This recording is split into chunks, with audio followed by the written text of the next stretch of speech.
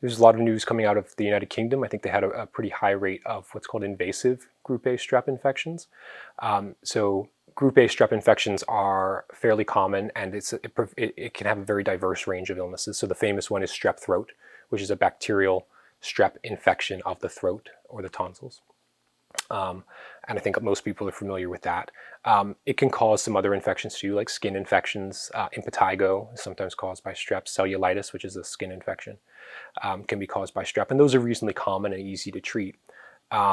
But then very rarely, and I'm talking a rate of maybe 1 in 10,000, those seemingly straightforward infections, the bacteria can invade deeper into the body and cause more profound infections.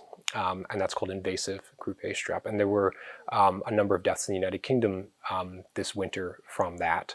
And I think that sort of had people spooked a little bit. I think it having been investigated a bit more, they came to the conclusion that it's the strep that's circulating is not more likely to cause an invasive infection than a regular strep. It's just that there was a lot more strep throat.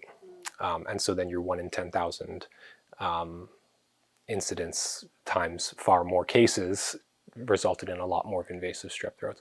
We have not seen an enormous amount of strep throat here in Bermuda. We're seeing kind of a typical wintertime amount, and as far as I know, we've had no serious invasive cases. So I'm optimistic that that will continue to be the case. And then we have maybe what might be considered the lighter of all of them is COVID-19 when it comes to kids. I don't know if I'm correct in saying that, but yeah, that's an interesting point. Yes, it seems to have faded into the background a little bit.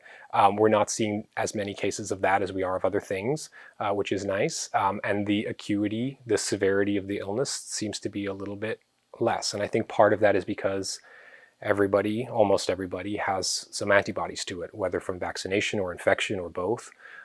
And that is helping their immune systems mitigate some of the more severe forms of that infection.